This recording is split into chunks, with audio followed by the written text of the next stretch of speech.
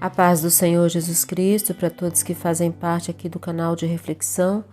Hoje o nosso estudo está aqui em João 9, 1 e 2. E passando Jesus viu um homem cego de nascença, e os seus discípulos lhe perguntaram, dizendo: Rabi, quem pecou, este ou seus pais, para que nascesse cego? Vou ler o 3 também. Jesus respondeu: Nem ele pecou, nem seus pais, mas foi assim para que se manifestem nele as obras de Deus.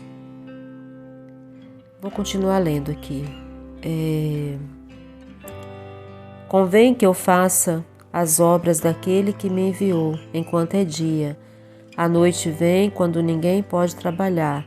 Enquanto estou no mundo, sou a luz do mundo. Tenho dito isso. Aí cuspiu na terra e com a saliva fez lodo e untou com o lodo os olhos do cego. E disse-lhe: Vai, lava-te no tanque de Siloé, que significa o enviado. Foi, pois, e lavou-se, e voltou vendo. Então, eu acho que eu até já tenho um estudo sobre essa palavra. Então os vizinhos e aqueles que dantes tinham visto que era cego diziam: Não é este aquele que estava sentado e mendigava? Uns diziam: É este, e outros: Parece-se com ele. Ele dizia: Sou eu. Diziam-lhe, pois, como se te abriram os olhos? Ele respondeu e disse-lhes: O homem chamado Jesus fez lodo e untou-me os olhos. E disse-me: Vai ao tanque de Siloé e lava-te. Então fui e lavei-me e vi. Disseram, pois: Onde está ele? Respondeu: Não sei. Levaram, pois, aos fariseus que dantes era cego. E era sábado, quando Jesus fez o lodo e lhe abriu os olhos. Tornaram, pois, também os fariseus e perguntaram-lhe como vira, e ele lhes disse: Pôs-me lodo sobre os olhos, lavei-me e vejo. Então alguns dos fariseus diziam: Este homem não é de Deus, pois não guarda o sábado. Diziam outros: Como pode um homem pecador fazer tais sinais? E havia dissensão entre eles. Tornaram, pois, a dizer ao cego: Tu que dizes daquele que te abriu os olhos? E ele respondeu que é profeta. Os judeus, porém, não creram que ele tivesse sido cego e que agora visse, enquanto não acharam os pais do que agora via. E perguntaram-lhes, dizendo: É este o vosso filho, que vós dizeis ter nascido cego? Como, pois, agora vê? Seus pais responderam e disseram-lhes: Sabemos que este é nosso filho e que nasceu cego, mas como agora vê, não sabemos. Ou quem lhe tem aberto os olhos, não sabemos. Tem idade, perguntai-lhe, e ele mesmo, e ele falará por si mesmo. Bom, então aqui a palavra do Senhor mostra, esse milagre que Jesus fez na vida desse homem. E aqui a reflexão que a gente traz aqui nesse estudo esses homens examinando a vida do outro,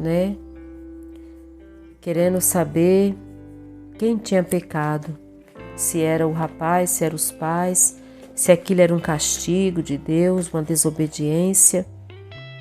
A mesma coisa que os amigos de Jó fizeram com ele, quando foram lá visitar e viram Jó naquela situação. Trazendo para a nossa vida hoje,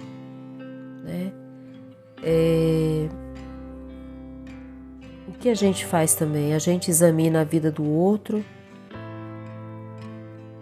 ou a gente fica querendo entender os porquês da vida do outro? Será que é castigo? Será que é pecado? quem pecou, por que essa pessoa passa por isso, por que isso, por que aquilo. Então, quando a gente faz isso, a gente está como essas pessoas aqui, né? Tá como os próprios discípulos de Jesus fizeram isso. Eles não entenderam, eles perguntaram para Jesus, né? Aqui a palavra de Deus no 2 fala: os seus discípulos lhe perguntaram dizendo: Rabi, quem pecou, este ou seus pais, para que nascesse cego, né? E Jesus fala que não houve pecado ali. Aquela situação foi para que se manifestasse ali as obras de Deus na vida daquele homem, né? E os fariseus, eles não acreditavam que Jesus tinha feito aquilo, né? Eles achavam que aquilo era uma invenção. Aí foram ali e falaram também que Jesus não era de Deus, porque se fosse de Deus, não teria feito aquela obra num sábado, né? E Jesus, ele sendo a luz do mundo, né, disse que convinha fazer estas coisas, né? Enquanto era dia, enquanto ele estava aqui na terra, né? Então, e foram questionar os pais dele ali. Os pais dele falou que ele realmente era cego, mas não sabia como que tinha acontecido, mas que fossem perguntar a ele, porque ele já era adulto e podia responder, né? Então aqui a palavra de Deus mostra que, aqui no 18, os judeus, porém, não creram que ele tivesse sido cego e agora visse, enquanto não chamaram os pais do que agora via, né?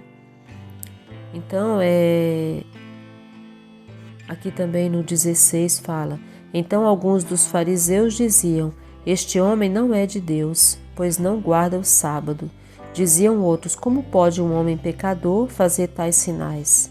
E havia dissensão entre eles. Então são iniquidades que até hoje a gente pode cometer, né? A gente pode duvidar dos milagres na vida do outro, a gente pode,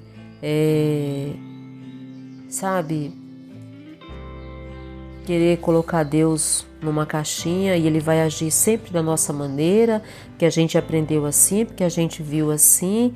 Então, o Senhor, isso aqui não é de Deus, essa pessoa não é de Deus, porque não foi, eu aprendi assim, o outro aprendeu assim. E quem fez o milagre foi Jesus Cristo, Filho de Deus, né? Ele, o Senhor do sábado, ele podia fazer qualquer dia da semana, ele é Deus, né, conosco.